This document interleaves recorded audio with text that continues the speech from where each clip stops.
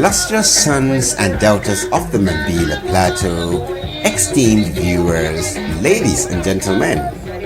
On this momentous occasion, while we mark the 10th anniversary of the Tambon of Mambilla, His Majesty Dr. Shehu Audu Baju II with a banquet, and as we reflect on his peaceful transformative leadership, tonight we are honored to witness the eloquence and brilliance of Barrister Umar Bangari, a distinguished son of the Mambilla plateau. His tireless and persistent efforts towards the growth and development of the Mambilla plateau have not only brought remarkable advancement of exceeding value, but have also influenced government presence. A true beacon of progress, Barrister Bangari inspires us to strive for greatness. Let us listen attentively to his words, drawing encouragement from a legacy that continues to shape our beloved Mambilla plateau. The Tambon of Mambilla, Dr. Shehu Audu Baju II,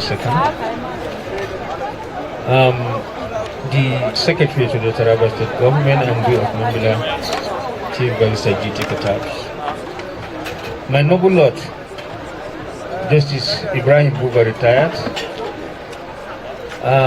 other dignitaries too many to mention. Please permit me to rest on existing protocol. When the MC of this occasion, my younger brother Ado, also whispered to me a while ago that I was going to give a brief remark, and he was going to center on some of the projects that we fortunately attracted to our community. I thought it was a huge blackmail.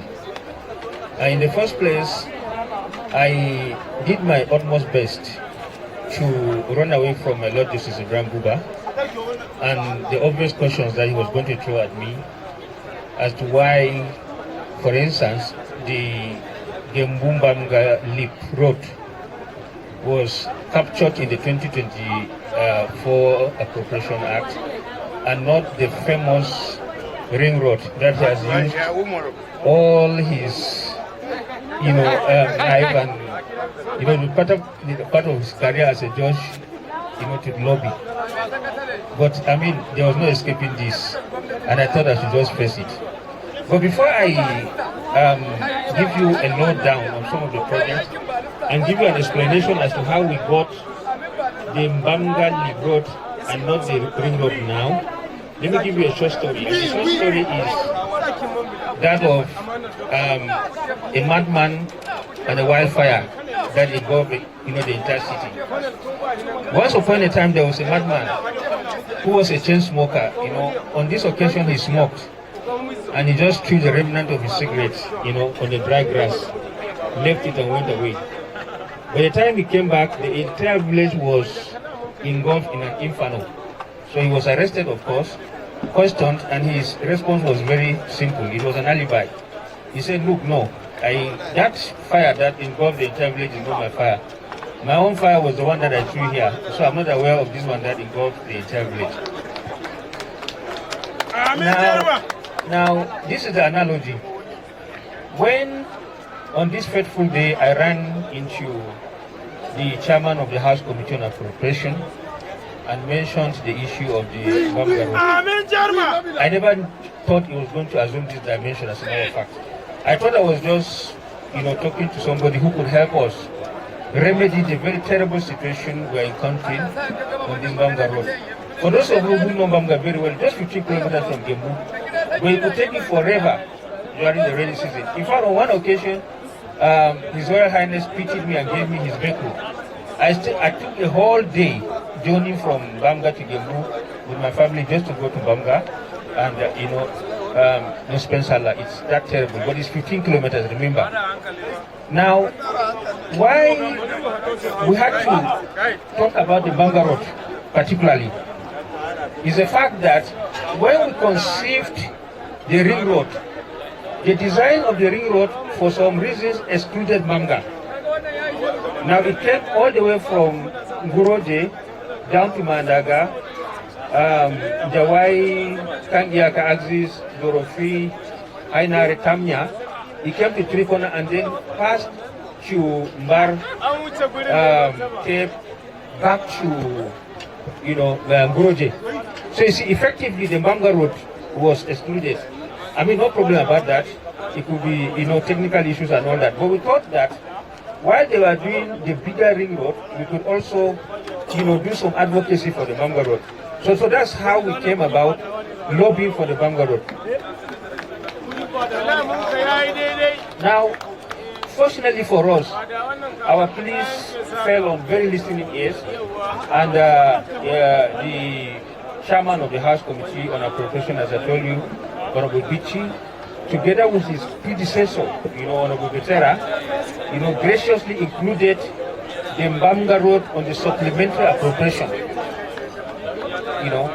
And for the main budget, and this is the news, and this is the breaking news, for the main budget, the two chambers of the National Assembly just this evening passed the 2024 appropriation bill into law. And the good news is that the Mbanga road is captured. The Mbanga Bang road, about 38 kilometers is captured, and with additional 10 billion naira appropriation value. So we use this opportunity to thank Mr. President, to thank the National Assembly for this honor. But my Lord Justice Buba, this is another good news. While we were on the Mbanga road, we also whispered to them that there is a bigger ring road, which is supposed to interconnect the entire communities of the Mambilla plateau, spanning from Broje down, in a ring form back to Broje. And they agreed, between me and you, sir, and this is on my honor, they agreed that while the machines for the Mbanga route are roaring, by the middle of next year, we will of course try to capture the commencement of the ring road, and that is a good news for our brothers and sisters on the other streets. We thank God, and at least if my Lord Joseph Buma was not flying down the oil road while he's service, he would do that while in retirement. Of course, that is that for the roads. And of course, talking about the Appropriation Act that was just passed this evening, for those of my friends from Gembu who have always accused me of taking after my Lord Justice Buba, that every time I come to Gembu, I spend barely 5 minutes and I'm off to Banga. The good news for Gembu is that we have 100 million naira solar street lights for Gembu in this budget. Yes. So that's going to commence. And by the time we come for similar occasions next year, Gembu will not look as dark as it is today. Somebody spoke about the electrification project in Banga. Well, the case of Banga and electrification is the case of the person who was first, but who became last. After Gembu, Banga was the next town that had an electrification project. And that was during the days of Governor Dixon, if you remember. It was commissioned by the then Commissioner of Education, Dr. Arco. Yes. Oyakire, sorry. The guy has just corrected me. Commissioner of Police Oyakire. He gave all generators to various local governments, but the one for Sarelo government was taking the Banga. So the electrification project was on, it was working before another government now gave the contract for the electrification of the other towns on the plateau. Maundaga, Nguroje, Mesamari. Now while that was on, the Banga electrification project collapsed. Which means that while those other towns had electricity, Banga's own became comatose. And so there was a need to have another electrification project for Banga. Now